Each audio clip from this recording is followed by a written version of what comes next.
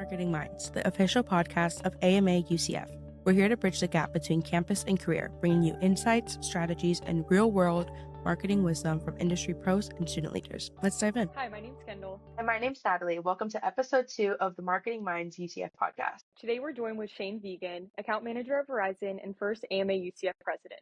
Enjoy. So thank you so much for joining us. And we're really excited today to share with everybody, your climb from AMA to where you're at now, your personal and professional experience. So I guess the first thing that we wanted to start with was if you could start by at the beginning, where you started, how that was introducing AMA to UCF, how you got involved, your inspirations there, all that type of stuff. Yeah. So, thanks for having me. And honestly, it's crazy to think that, it's been 8 years since we first got the official stamp of approval, because I was thinking about our session today, right? And I was thinking about it from looking at my archives, files and all that stuff. And I saw it that it was March 2017 that they were here's a letterhead from UCF and you guys are official RSO. So I was that's kind of funny. Then just kind of happened to be around right this at that time. Yeah. Right. But I feel since I graduated, a lot has changed, and just you guys make me proud. I have to say that.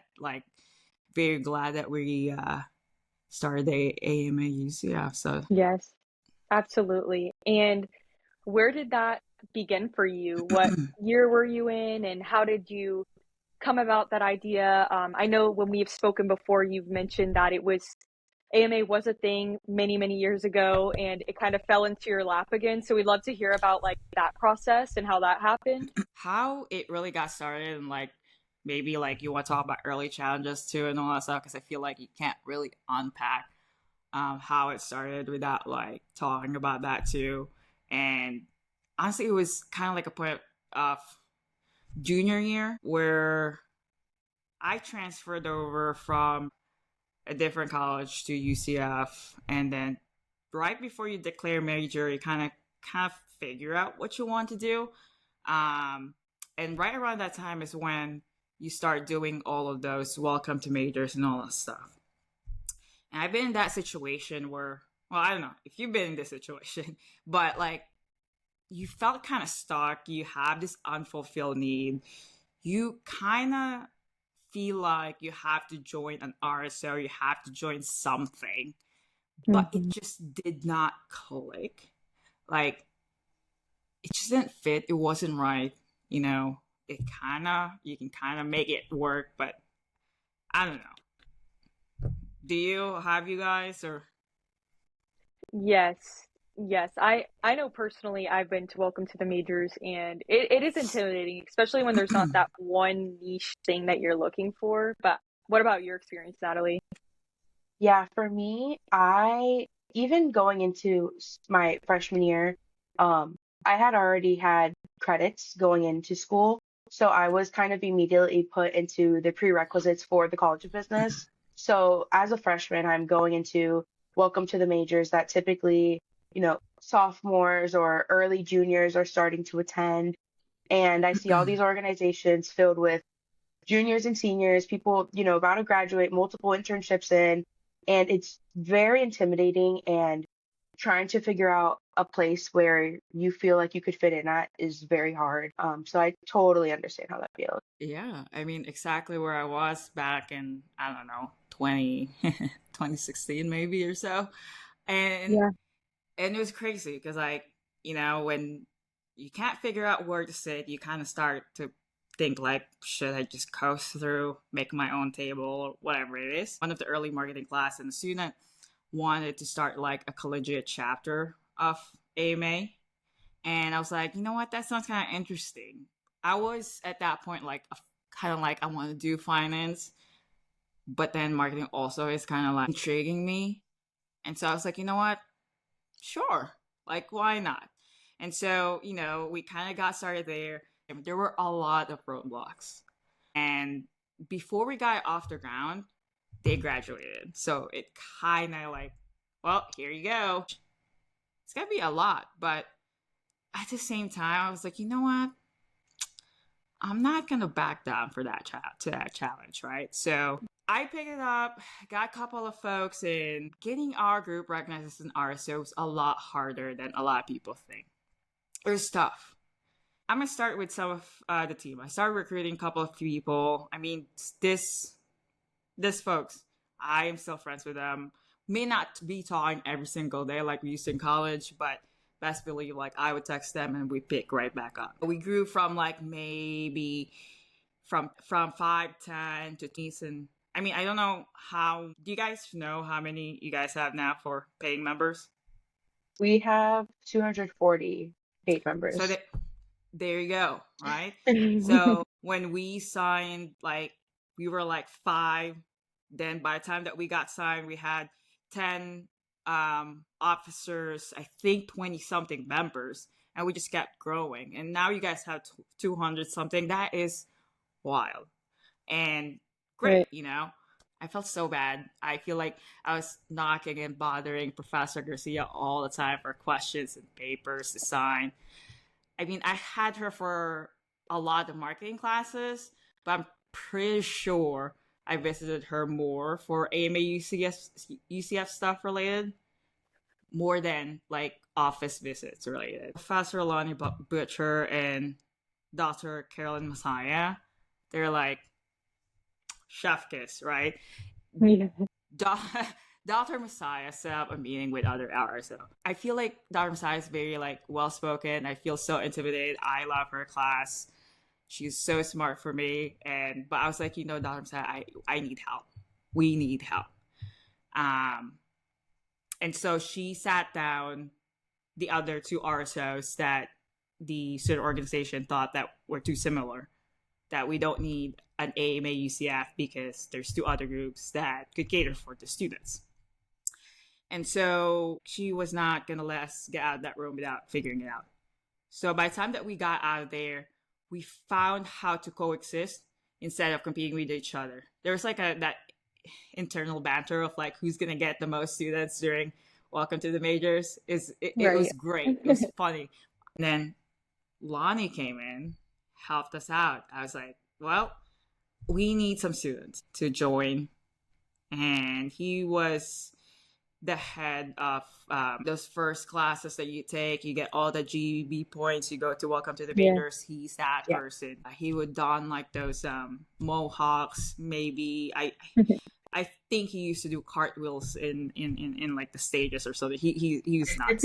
and I was like, look, man, we've had a chat with Dr. Messiah. I need help. We're not an RSO, but we need students.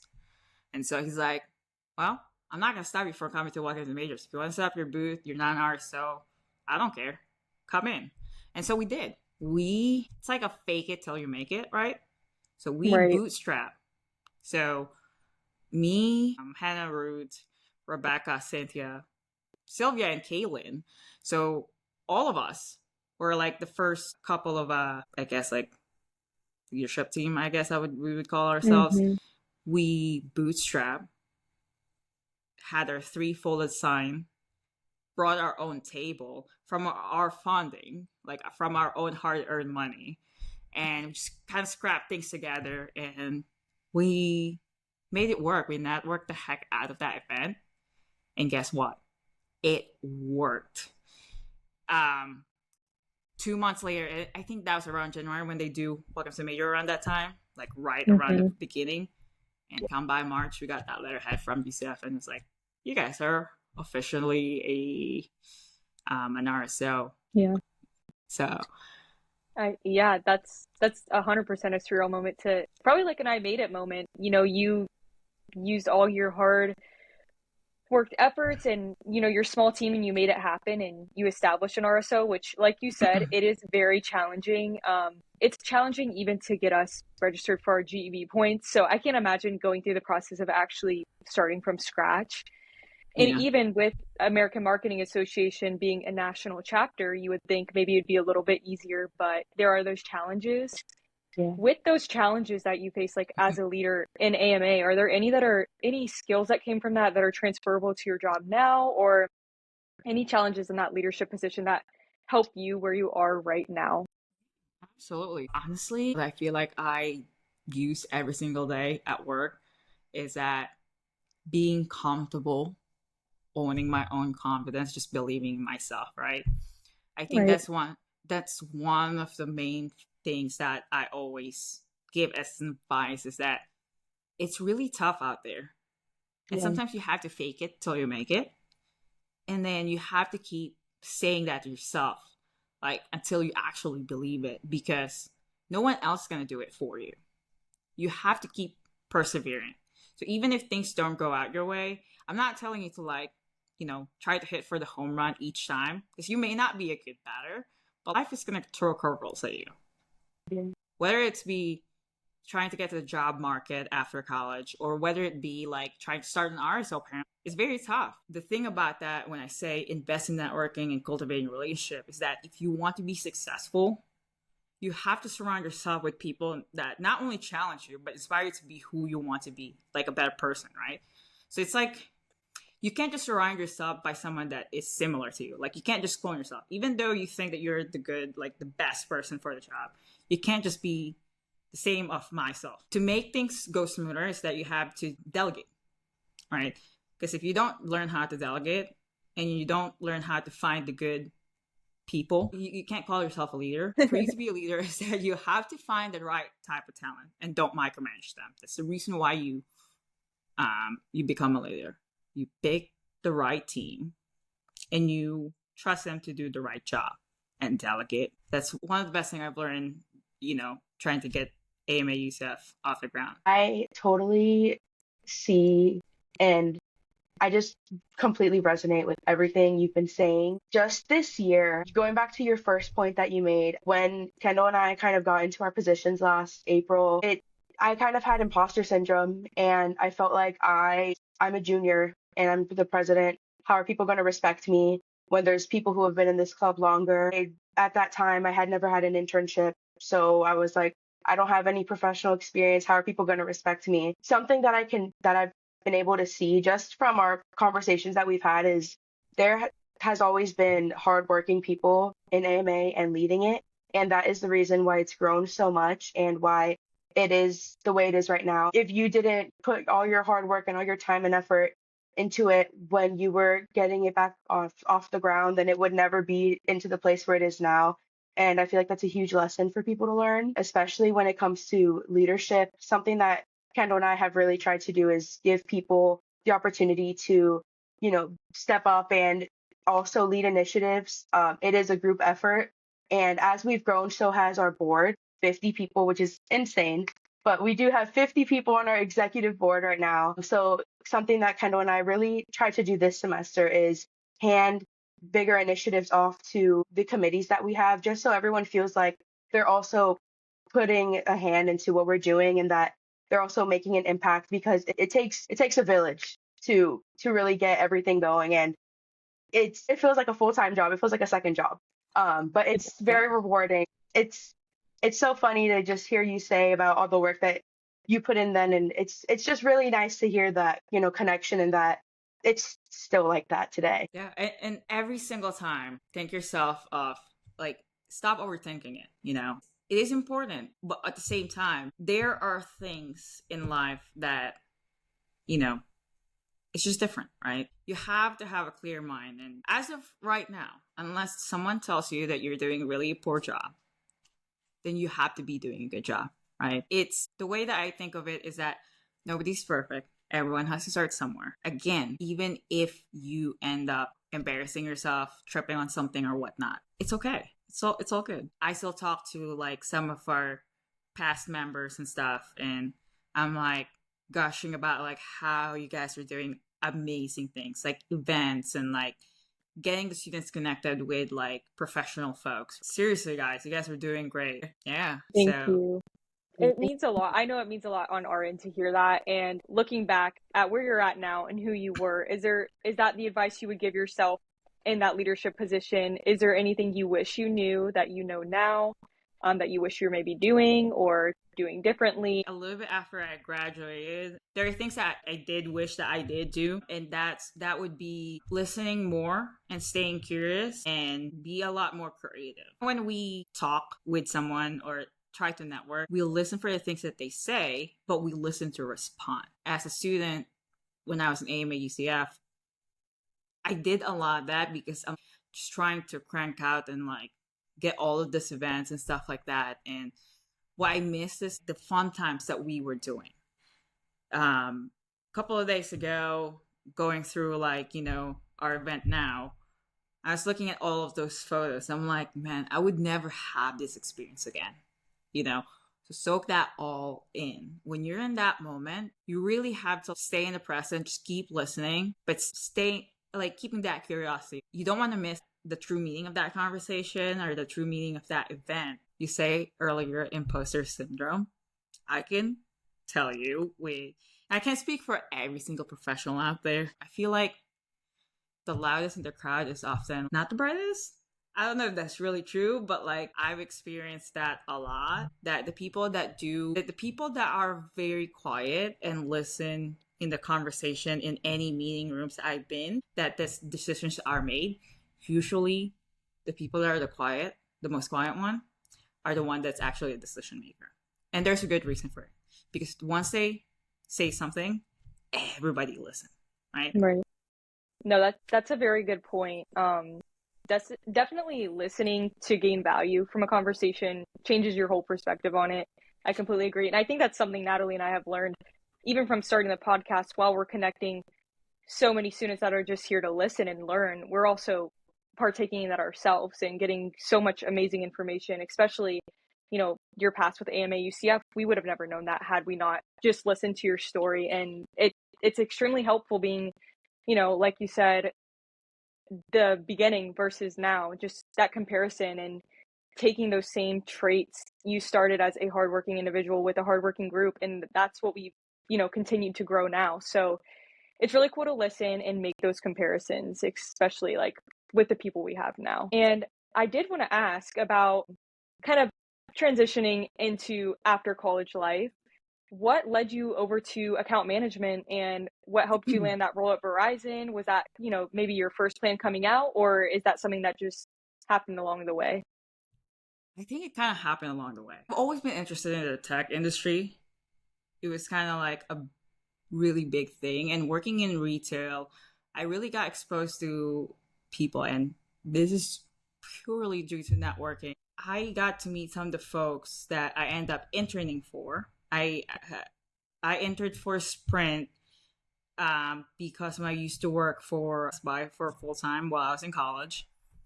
I entered for Sprint afterwards and worked for them full time because the folks that end up hiring me knew me and my work ethic while I was working at Best Buy.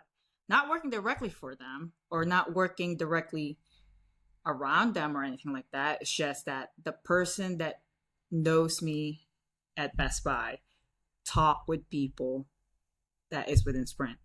I ended up working for Verizon later. And again, I saw a posting and I did not realize that there are a lot of people that work for Verizon that knew people where I used to work at. If you have any advice on, I know you mentioned networking as a huge part of where you are now and how you even started AMA, alongside with maybe your interview tips and tricks that landed you that first time job out, because I know, like you said, in UCF and outside, it's really hard to set yourself apart. We're with thousands of other kids who are after the same opportunities. So I know a lot of us do struggle with finding something that'll, make us ahead of the other candidate. If you have any advice for that, I'm sure all of the students listening would love to hear it, and myself as well, for sure. Yeah.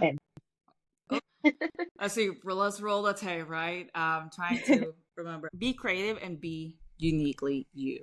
I think that's what will separate you from the rest of the candidates. So you have to think outside the box. I remember almost failing miserably in the interview and saying they ask you tell me about that one time that, you had a difficult situation. How did you overcome it? You obviously try to, give that answer in the star format. But then my then manager who's interviewing me was, well, tell me about something else. I've heard that story a couple of times. I'm like, oh God, I don't even know what to say. Then I just paused. I thought about it really hard, and I was like, this is the time to shine. This is the time for me to show who I am, how to separate myself. And so I was like, you asked me earlier if I ever led a team. Yes, I have led a team. I managed a very diverse group of 40 people and remotely, where I had to train and connect with them regularly while juggling different time zones. They live in APAC, EMEA, and America, so like globally. We work on weekly collaborations, some monthly project where it would take us about on sometimes overtime on the weekends where we'll be doing some projects for about 2 to 3 hours. We strategize all week long, and by weekend we're ready to test our skills, right? And then so they asked me, where is that in your resume? Are you just telling us a random story that's not really true? It's not part of your resume. I'm like, it's not in my resume because I played World of Warcraft, streamed it for a while. It's not necessarily like Dungeons and Dragons or anything like that, but it's kind of like you play with other people online, you do raids, dungeons, and all that stuff. So I was their raid leader, essentially. So I had 40 people, different game styles, speak sometimes different languages. And it's my responsibility to make sure that those people are held accountable, that they are at their very best skills for their role. Strategically placing them, it's like choreographing a dance. Like if you want to defeat a boss, you can't just like smack it with something, right? You have to do combos and all that stuff. So they're like, I've never heard that before. And I was like, I've never told that to anyone. That kind of what landed me my job. Like, I was able to show a transferable skills. That's what's made me stand out, because all the candidates may not have the same exact thing, right? So Be creative, think outside the box. Best believe that my manager that was interviewing me at that time, still see him when I go to the office every now and then, and he would always ask me, oh, you still play video games and all that stuff? What new video games do you play now? He's actually a big gamer too, so that's kind of like our common thing. Some students, which they think that, they only have to talk about a job that they worked at or a club that they were in. But, these employers, they're not only going to be working with you for your work ethic, but also for you as a person. And I feel like sometimes people have a hard time showcasing their personality while also trying to showcase the skills that they are going to be bringing to the table. And that's just a perfect way to kind of put it all into one and, showcase that you have creativity, that, you can use the skills for gaming, for your hobbies, and transfer them into real world tasks and utilize them for your jobs. That's super, super helpful. And that's something that I know a lot of people kind of struggle with. So that's really good advice. I really like that. That's a fun story too. Yeah. I love it. Yeah, I completely agree on Natalie's end too. Those skills that you're afraid to mention, sometimes, like you said, they're the ones that really contribute to you outshining other people and showcasing who you are in the end. And that's so important to ultimately show who you are under the professionalism and just letting them know you, because they have to like you as a person. The last thing from me that I had to ask you was if you had any last piece of advice for anybody, student, maybe an employer who's listening, maybe somebody in your shoes. If there's any advice you can put out there, if there's any other last piece of advice or success tip that's helped you along the way to share. There are 3 things that are most important in your life, and that is your family and friends, your personal time, and setting boundaries. I know it's easier said than done. If you happen to find or manage a sweet spot, you'll be just fine. I mean, actually, better than fine. You'll be great. Because in the beginning, you would think, I need to get to the finish line. I need to prove myself worthy and stuff like that. But when you get there, then what? right? It's going to be a constant wheel. I think for students, professionals, and even myself, I still work on this, is that there's no better currency than time, and the time that you spend with the people that's most important to you. But you also have to look at the bigger picture. Yes, I love that. I think it's definitely, at the end of the day, your professional experience is so important, your career is so important, but what matters most, 100%, your family, your friends, what you have outside of that, because that's overall what makes you who you are, and that's the whole reason, And the rest of it, it's all great, but that's definitely what matters most, for sure. Yeah, I mean, I wouldn't be here if, like, the people that have helped me get here, obviously, AMA UCF wouldn't be here if I don't have the best team to help me get off the ground. The teachers, the professional network that we build and encourage us to keep going. And that's something that, especially in times such as it being in college or starting out in the professional career, a lot of people tend to forget that it's all of our first times kind of doing everything. And we need to just take a moment to soak it all in. And it's just super important to make sure you do that because, like you mentioned earlier, these are the times that we should be cherishing and appreciating everything that's going on. Yeah, you blink and everything is done. You're graduating, Right. Thank you so much for your time here with us, for taking the time to, not only educate us, but the students listening and anybody else who may be listening. I'm sure there's some of our old professors that you would shout it out, Professor Garcia, Professor Messiah, everybody. We appreciate you, and we appreciate Shane being on here today. And where can our listeners connect with you outside of this to follow up with you on your journey? Well, I'm on LinkedIn. I'm very active on LinkedIn. I love seeing and celebrating people's wins. Always love seeing you guys post things there, so I'm always there too. Awesome. I feel like my name is very unique, so just find me on LinkedIn, Shane Vigan. Thank you so much. Yes, thank you for everything. Really appreciate you taking time out to chat with us. This has been a great conversation, and I just really enjoyed, hearing your experience and your perspective, where you were and where you are now. It's just really amazing to see and hear all about like what you've done in your life so far. So just thank you for, talking with us. Thank you for having me. And again, you guys are doing an amazing job. I Thank love you. how great you guys are. You guys are killing it. So thank you. That's a wrap on this episode of Marketing Minds. Stay connected with us on social media at Marketing Minds UCF everywhere, and join us as we continue exploring the ever-evolving world of marketing. See you next time.